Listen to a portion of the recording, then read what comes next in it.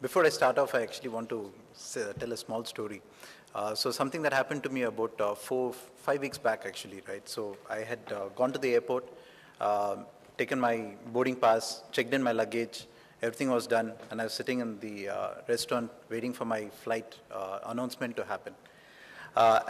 Believe it or not, I actually lost my wallet, okay?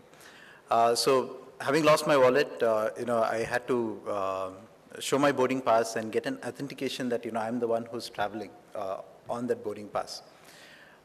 In that kind of a situation, I didn't really have any other way to prove that I am J. Kevin Kumar and I, have this figure to my name, right? I didn't have any ways to prove that actually.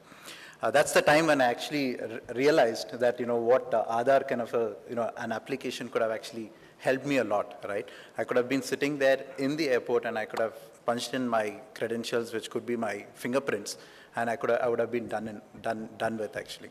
So the usage, the reason I got this example is the usage of this application can really be in extremely different scenarios, okay? What I want to talk about though is, Mr. Sharma did speak about a lot in terms of how technology is the backbone in terms of driving this Aadhaar from an initiative of enrollments, authentication, and so on and so forth. And I just want to talk about how the impact of technology happens in Aadhaar and what we can do from a solution standpoint to address it. So before I do that, I just wanted to take a little bit of time in terms of understanding this particular concept of identity versus entitlement, right?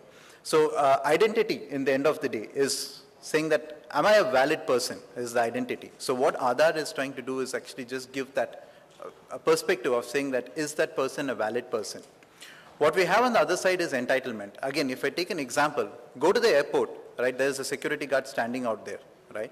So you give your ticket and you pull out a voter's ID card or any form of ID card and you show them that this is my ID. So that ID is validated at that point of time.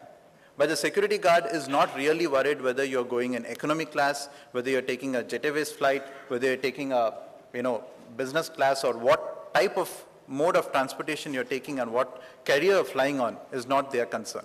So there are two concepts to it, right? So what Aadhaar does is the validation, ID validation part, and what the other systems, supporting systems, would do the entitlement part.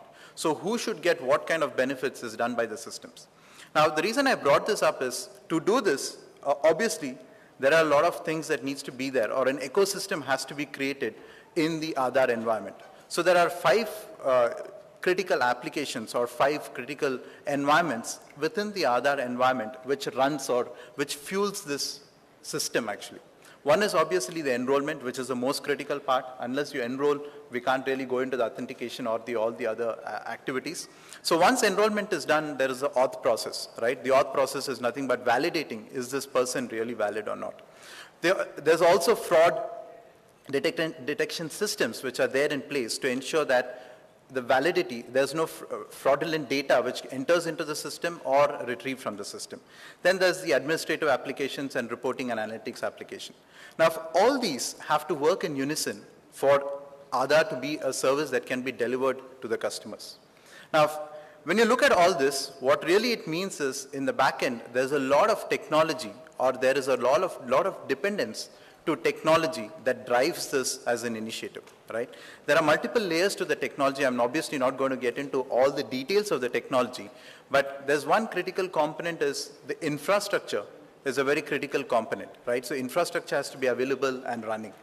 There's also these applications which we spoke about in terms of middlewares and web servers and databases. This environment also needs to be available all the time for the Aadhaar as an application to be functional. Then obviously there are the services which needs to be functional, which is the enrollments, the authentication, and the analytics and all that stuff which needs to be available. What this all means is there's a lot of dependency on technology for Aadhaar to be functional in the end of the day, right? To further complicate this, there are the numbers that Mr. Sharma was talking about, right? If you just look at the math which goes into this whole process, it is just astonishing, right?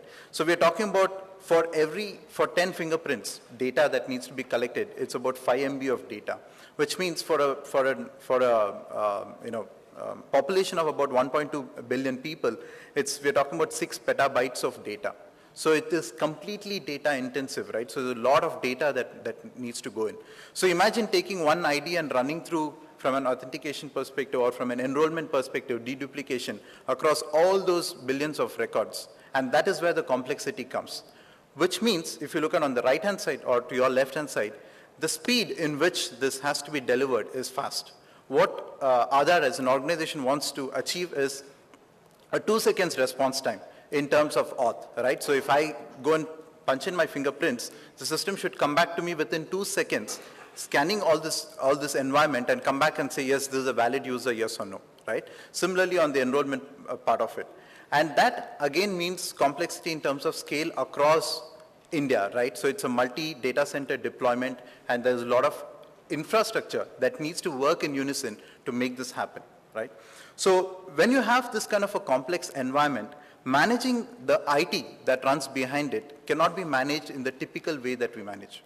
What I mean by that is there's no way that you can put people to do the job. You can't, when you want to scale out, let's say for example, enrollments of 4 million, it could become 6 million. Now when the enrollments become 6 million, there is no way that we can say what kind of infrastructure is required in the backend to support 6 million transactions, right? That has to be done dynamically and it cannot be done manually.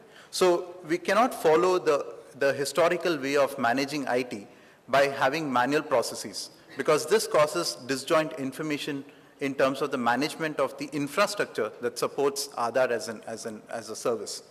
So what we propose is that there should be a unified way of handling it and what we call as business service management.